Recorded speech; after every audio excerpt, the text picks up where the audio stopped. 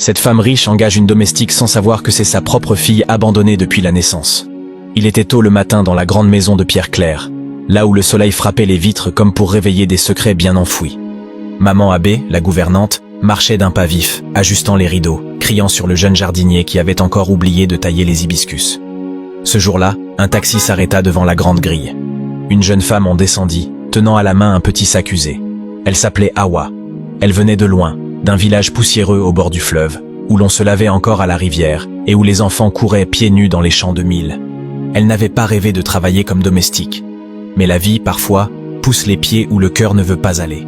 Et puis, c'était le père André qui l'avait envoyée, avec une lettre et une recommandation ferme. Elle est sérieuse, propre, polie. Prenez-la. Voilà ce que disait la lettre que maman Abbé avait posée devant Madame Cani. Quand Hawa entra dans la maison, elle fut saisie par le silence qui y régnait. Un silence d'argent, froid, suspendu comme un souffle retenu depuis des années. Madame Cani la regarda à peine. « Tu sais cuisiner ?»« Oui, madame. »« Tu dors où on te dit. Tu parles quand on t'adresse la parole. Tu ne fais pas de bruit inutile. On t'a expliqué ?»« Oui, madame. » Elle lui tourna le dos. Ainsi fut scellé le commencement. Hawa s'installa dans la petite chambre près de la buanderie. Une pièce sans fenêtre, avec un lit de métal et une armoire bancale. Elle y déposa soigneusement son sac et, tout au fond, dans un mouchoir noué, un petit collier de perles rouges. Elle ne le portait jamais en public. C'était un souvenir, un objet sans explication claire. La vieille femme qui l'avait élevée, maman Syrah, lui avait simplement dit « C'est tout ce que j'ai pu sauver le jour où tu es arrivé. Garde-le. Un jour peut-être, il te servira. » Hawa reprit son souffle ce soir-là, seule dans sa chambre. Elle avait 23 ans. Elle n'était ni fragile ni naïve, mais dans cette maison, quelque chose la dérangeait. Pas une menace, plutôt une sensation. Comme si les murs l'observaient, ou comme si ses pas suivaient une trace invisible. Les jours passèrent. Hawa apprenait vite. Elle avait cette manière tranquille de faire les choses sans bruit. Elle repassait les foulards de soie de Madame Cani avec une patience presque religieuse. Elle connaissait ses thés préférés, ses habitudes de lecture, même ses silences. Les autres domestiques l'aimaient, discrète, gentille. Mais on sentait en elle quelque chose de plus profond, une gravité. Comme si, au fond, elle portait un passé plus lourd que ce que ses gestes laissèrent croire. Madame Cani, elle, commença à remarquer cette fille plus qu'elle ne l'aurait voulu.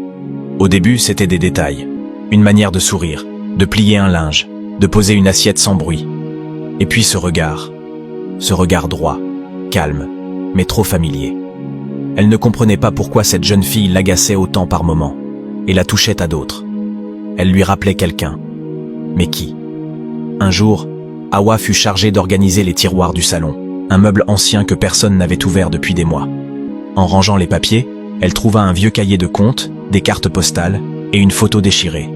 Elle la remit en place, mais son doigt effleura un petit papier plié en 4, jauni par le temps. Elle hésita à l'ouvrir. Finalement, elle le rangea dans le tiroir sans un mot. Mais quelque chose, là, au fond d'elle, avait été éveillé. Plusieurs soirs de suite, elle rêva d'eau, d'un fleuve immense, d'un panier qui flottait, de mains qui laissèrent partir. Elle se réveillait en sueur, et chaque matin, elle reprenait son travail comme si de rien n'était. Maman Abbé l'observait en silence. Elle savait, mais elle attendait. Elle priait plus souvent. Un soir, alors qu'Hawa débarrassait la table, elle l'arrêta doucement. « Tu as l'air fatiguée, Hawa. Ça va ?»« Oui, maman Abbé. Tu penses à ta famille là-bas ?»« Je ne sais pas. Parfois je me dis que je n'ai jamais su qui était vraiment ma famille. » Maman Abbé s'arrêta. Elle ne répondit pas. Puis elle dit juste « Parfois, la famille n'est pas celle qu'on croit. Mais Dieu finit toujours par montrer ce qui est caché. » Hawa hocha la tête. Mais elle ne posa pas de questions. Pas encore. Madame Cani, de son côté, commençait à se sentir différente. Irritable. Fatiguée sans raison. Elle s'agaçait plus vite. Parlait moins. Elle avait l'impression que quelque chose changeait dans sa maison. Elle fit venir un médecin. Il ne trouva rien. Elle fit même purifier la maison par une vieille tante qui brûla des feuilles et prononça des incantations. Mais rien ne changeait. Jusqu'au jour où, en rangeant une armoire dans sa propre chambre, elle retrouva une petite boîte en cuir qu'elle n'avait pas touchée depuis des années. Elle l'ouvrit sans réfléchir. À l'intérieur, un bonnet de bébé, un bracelet en fil et une photo déchirée. Le souvenir d'un autre temps. Elle reposa tout d'un geste vif, mais son cœur battait. Pourquoi ce visage d'Hawa lui revenait toujours quand elle regardait cette photo? Elle n'en parla à personne. Mais cette nuit-là, elle rêva d'un bébé dans ses bras, d'un berceau qu'elle abandonnait et d'une promesse qu'elle avait fait semblant d'oublier. Et pendant ce temps, Hawa, dans sa chambre sans fenêtre, tenait son collier entre ses doigts. Elle ne savait pas pourquoi, mais elle sentait que quelque chose se rapprochait. Quelque chose d'important. Les jours devinrent plus lourds. Pas à cause du travail. Cela, Hawa le faisait avec une précision presque invisible. Parfois, elle avait l'impression que son nom résonnait dans les silences, comme s'il avait déjà été prononcé là, il y a longtemps, par quelqu'un qu'elle ne connaissait pas. Un samedi matin, la femme de ménage, Jenabou, malade, fut envoyée se reposer. Madame Kani, qui n'aimait pas voir son planning perturbé, ordonna à Hawa de s'occuper elle-même du salon personnel, ce lieu interdit où elle recevait ses clientes privilégiées pour des conseils beauté ou des rendez-vous discrets. Le sol en marbre y était froid, les miroirs bordés de dorures, et les parfums de luxe alignés comme des soldats précieux. Hawa nettoyait en silence, concentrée, quand une cliente inattendue arriva sans prévenir. Une femme d'un certain âge, bien habillée, gantée jusqu'au coude, avec une voix douce mais assurée. « Kani est là ?» demanda-t-elle. « Je vais la chercher, madame. »« Non. Attends. Toi, là. Tu es nouvelle, non ?»« Oui, madame. »« Tu t'appelles comment ?»« Hawa. » La femme marqua une pause. Son regard s'attarda une seconde de trop sur le visage d'Hawa. « Hawa, un joli nom. Tu viens d'où ?»« Du village de Ségou. »« Ségou ?» murmura la dame, les yeux plissés. « Je connais bien cette région. J'y suis allé il y a longtemps. Très longtemps. Tu vis ici depuis combien de temps ?»« Quelques semaines. » Elle sourit, mais il y avait quelque chose d'inquiet dans ce sourire. « Tu ressembles à quelqu'un que j'ai connu autrefois. Une belle femme. Très fière. Mais très seule. » Avant qu'Hawa ne puisse répondre, Madame Kani entra dans la pièce, élégante dans sa tunique bleu nuit. « Oh Yandé, tu es en avance.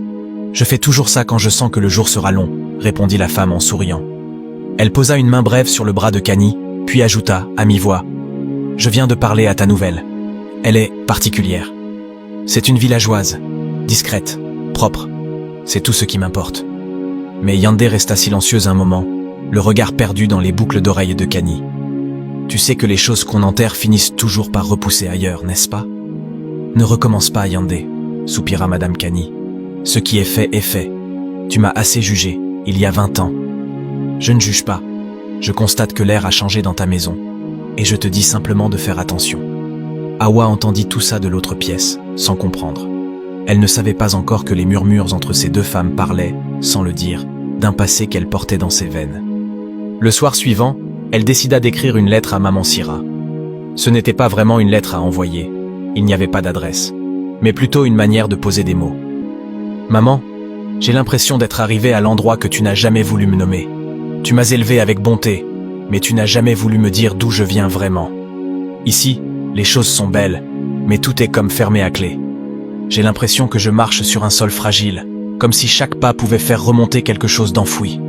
Il y a cette femme. Elle est forte, impressionnante, mais il y a quelque chose en elle.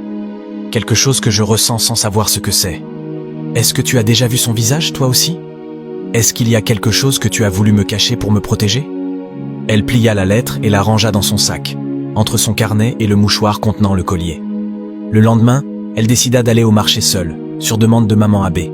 Une mission simple, acheter les poissons, les oignons et les épices fraîches. Mais ce jour-là, elle se perdit. Pas dans les rues. Non. Dans les souvenirs qui se levèrent au détour d'un étal. Une vieille femme vendait des tissus. En passant devant, Hawa vit un pagne, rouge, usé, à motif de cori, qui la saisit comme une gifle. Elle s'arrêta, sans comprendre pourquoi son cœur battait si fort. « Tu veux acheter ?» demanda la vieille. « Non. Enfin, il me semble que j'ai déjà vu ce tissu. C'est un ancien motif. On le portait souvent au bord du fleuve, à l'époque où les sages-femmes le liaient autour des bébés. Les bébés ? Oui, pour les protéger. C'était un tissu de naissance. Tu sais, ma fille, certains pagnes se souviennent plus que les gens. » Hawa acheta un petit morceau. Elle ne savait pas pourquoi. Elle le plia, le passa entre sa main et rentra à la maison avec une impression étrange, comme si elle s'était rapprochée de quelque chose. Ce soir-là, alors qu'elle rangeait les courses dans la cuisine, Maman Abbé entra sans bruit. Elle regarda Hawa, puis le morceau de pagne posé sur le comptoir. « Tu l'as trouvé où ?»« Au marché. Il me disait quelque chose. » Maman Abbé s'approcha lentement. Elle toucha le tissu du bout des doigts, comme si elle touchait une blessure ancienne. Ce pagne-là, je crois qu'il t'a vu avant que moi-même je te voie. Hawa releva les yeux. Maman Abbé, est-ce que tu sais quelque chose sur moi que je ne sais pas? Un long silence suivit. Puis, la vieille femme dit simplement, je sais que la vérité vient toujours, mais jamais avant son heure. Et elle sortit, laissant Hawa seule avec ses pensées et le morceau de tissu serré contre son cœur. La maison semblait plus calme que d'habitude ce soir-là. Même le vent, d'ordinaire joueur, s'était retiré dans un silence respectueux. Hawa, allongée sur son lit étroit, observait le plafond gris. Il n'y avait rien à voir là-haut, mais son esprit cherchait une lumière. Elle avait l'impression de glisser lentement vers une vérité encore floue, comme si le monde autour d'elle essayait de parler, mais qu'elle ne comprenait pas encore la langue. Les jours suivants reprirent leur rythme. Madame Cany recevait ses invités, partait à ses réunions, téléphonait longuement depuis son salon vitré. Hawa la servait avec rigueur, sans jamais trop parler, mais toujours présente quand il fallait. Et à chaque interaction, il y avait ce léger frisson entre elles, imperceptible pour les autres. Quelque chose de suspendu, d'inexplicable. Un lien, ou peut-être une corde tendue entre deux rives d'un même fleuve. Un soir, pendant que Madame Cany était sortie pour un gala, Hawa fut autorisée à utiliser la bibliothèque de la maison. Une pièce fermée à clé, pleine de livres anciens et de souvenirs empoussiérés. Maman Abbé lui avait glissé la clé en disant « Va te cultiver un peu, tu travailles bien, tu peux lire, mais remets tout comme tu as trouvé. » Hawa entra dans la pièce avec respect. Il y avait une odeur de papier vieux, de cuir et de quelque chose d'émouvant, comme si les murs eux-mêmes gardaient des secrets. Elle caressa les tranches de livres. Et puis soudain, entre deux pages, une image plus intime.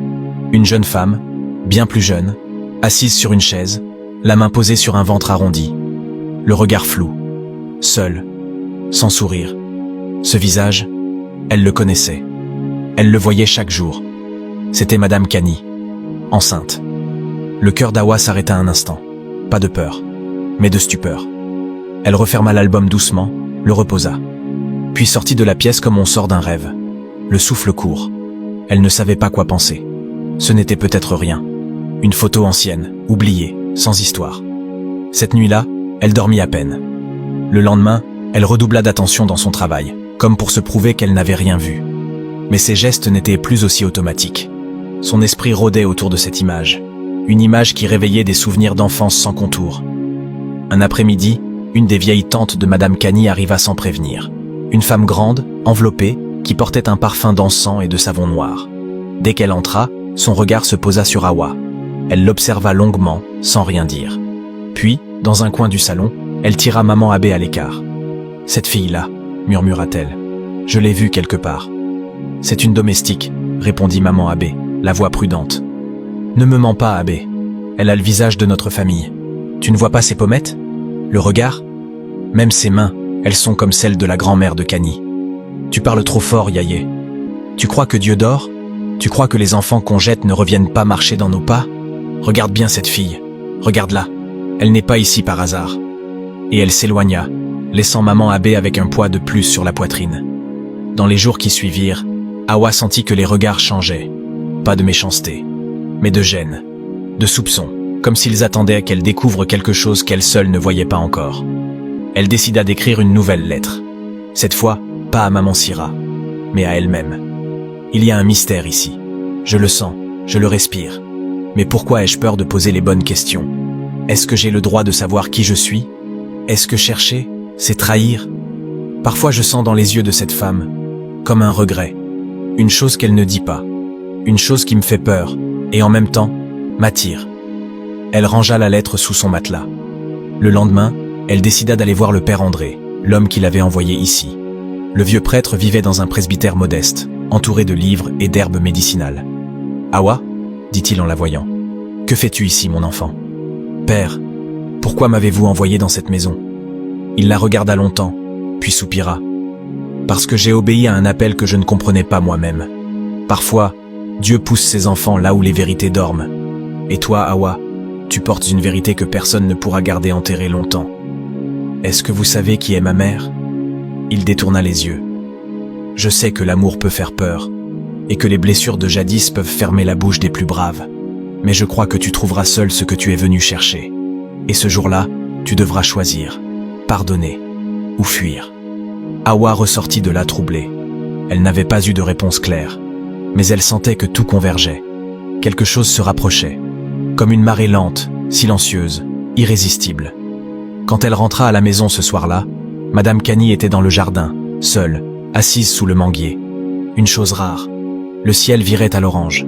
Le soleil fondait sur les feuilles. Hawa s'approche, lentement. « Madame, vous voulez que je vous apporte un thé ?» Madame Cani leva les yeux. Elle la regarda longtemps, puis dit « Non, reste juste là. Assieds-toi un peu. » C'était la première fois qu'elle lui demandait cela. Hawa s'assit, à quelques pas. Pas trop près, pas trop loin. Un silence s'installa entre elles. Quelque chose d'autre que les mots passait entre elles. Comme si deux âmes, autrefois séparées, se reconnaissaient dans la lumière déclinante. Hawa sentit une chaleur étrange dans sa gorge. Mais elle ne dit rien, et Madame Cani, le regard perdu dans les branches, murmura tout bas. « Tu sais, j'ai souvent rêvé d'une fille que j'aurais pu avoir. Et parfois je me demande si les rêves n'essaient pas de nous dire quelque chose. » Hawa ne répondit pas. Mais ce soir-là, elle ne dormit pas. Elle savait que les murs allèrent bientôt parler. Le lendemain matin, la lumière perçait doucement à travers les volets, projetant sur le sol les lignes pâles d'un jour qui ne serait plus tout à fait comme les autres. Hawa se leva tôt de son lit. Elle ne savait pas pourquoi, mais tout en elle était tendu, prêt. Comme si elle attendait un signal que le monde lui-même allait lui donner. En sortant de sa chambre, elle croisa maman Abbé, qui s'était levée avant l'aube, comme toujours. Elles échangèrent un long regard. Cette fois, il n'y avait plus de faux semblants, plus de demi-silence. « Tu es prête ?» murmura maman Abbé, la voix à peine audible. « Je crois, » répondit Hawa, d'une voix calme mais ferme. « Elle t'attend dans le salon. » Hawa n'avait rien demandé, mais au fond d'elle, elle savait que le moment était venu. Madame Cani était assise, le regard fixe, tendu, mais déterminé. Sur la table basse, elle avait posé une petite boîte, en bois foncé, vernis ancien. Celle que maman Abbé gardait cachée dans la chambre d'appoint. Celle que, jadis, elle avait enfouie comme on enterre une plaie. Quand Hawa entra, elle la vit tout de suite. Cette boîte. Et son cœur se mit à battre, plus fort, plus vite. Madame Cani lui fit un geste de la main. « Assieds-toi. » Hawa s'assit. Un long silence s'écoula. Puis Madame Cani ouvrit la boîte, lentement. Elle en sortit un petit bonnet d'enfant, jauni par le temps, et une photo qu'elle posa face visible sur la table. Hawa reconnut la femme. C'était elle. Cani plus jeune, plus fragile, méconnaissable presque. « Je t'ai portée, » dit-elle enfin à Hawa. « Il y a 24 ans. Tu étais toute petite, toute noire, avec les doigts longs comme ceux de mon père. Je t'ai serré contre moi une nuit entière, sans savoir quoi faire. Et au matin, j'ai décidé de te faire disparaître. » Hawa ne dit rien, mais elle ne pleurait pas. J'avais peur. J'étais seule. Ta venue menaçait tout ce que j'avais construit. Ton père n'a jamais voulu te connaître. J'étais jeune, stupide et ambitieuse. Alors je t'ai confiée à une femme sage qui m'a promis de ne jamais révéler ton existence. Et j'ai juré de t'oublier. Elle prit le collier rouge dans la main d'Hawa, l'effleura du bout des doigts. Ce collier, je l'ai mis sur toi la veille de ton départ. C'était celui de ma mère. Je n'aurais jamais cru le revoir. Quand je l'ai aperçu sur toi, il y a des semaines, j'ai eu un vertige. Mais je me suis dit que c'était impossible, que ça ne pouvait pas être toi, que Dieu ne serait pas aussi cruel ou aussi juste. Je l'ai toujours eu, murmura Hawa. Maman Sira me disait que c'était tout ce qu'elle avait pu garder de mon passé. Madame Cani ferma les yeux un instant. Sa respiration trembla. Je n'ai jamais eu d'autres enfants. Je t'ai vu grandir ici sans te reconnaître.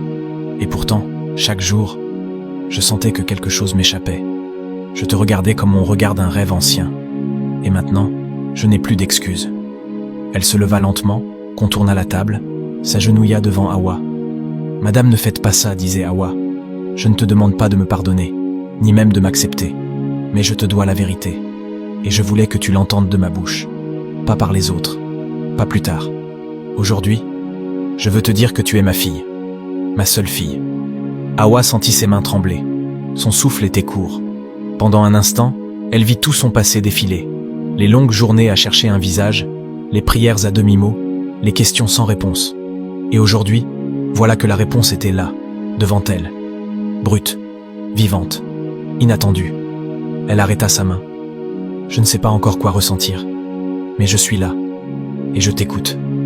Un silence immense s'abattit dans la pièce. Puis, lentement, doucement, Madame Cani pleura et pleura avec regret. Ce soir-là, maman Abbé prépara un ragoût au goût d'enfance. Pas pour les invités, pas pour les patrons, mais pour la mère et la fille. Awa mangea doucement.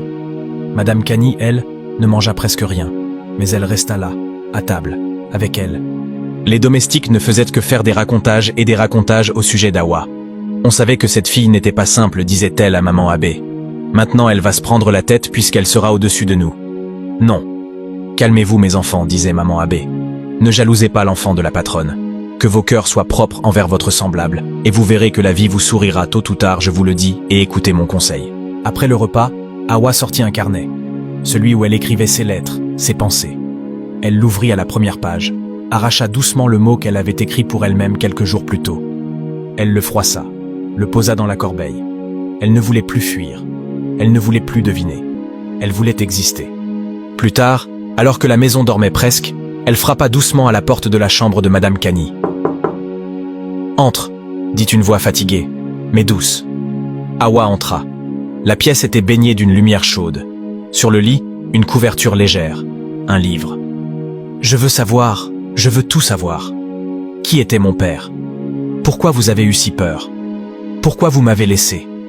Pas pour juger, mais parce que je ne veux plus marcher à l'aveugle dans ma propre vie. » Madame Cani l'invita à s'asseoir au bord du lit. Et, cette nuit-là, elle parla. Longtemps. Des années de jeunesse, des erreurs, de l'amour interdit, de l'enfant qu'elle avait voulu oublier mais que son âme n'avait jamais pu lâcher. Elle parla aussi de ses ambitions, de ses sacrifices, de ses nuits sans sommeil. Et plus elle parlait, plus sa voix se brisait, plus son regard devenait humain. Awa écouta sans interrompre. Quand elle eut fini, il n'y avait plus de questions, seulement un silence d'apaisement. Awa se leva, fit un pas vers la porte, puis s'arrêta. « Je ne sais pas encore ce que je vais faire de tout ça, » dit-elle. « Mais je sais une chose, maman. » Madame Cani sursauta doucement en entendant ce mot pour la première fois. « Je suis là maintenant. Et je ne suis plus une étrangère, disait Awa. » Elle sortit. Et ce soir-là, pour la première fois depuis 24 ans, la maison sembla respirer. Quelques mois plus tard, un changement discret. Awa ne portait plus l'uniforme des domestiques. Elle ne vivait plus dans la chambre sans fenêtre.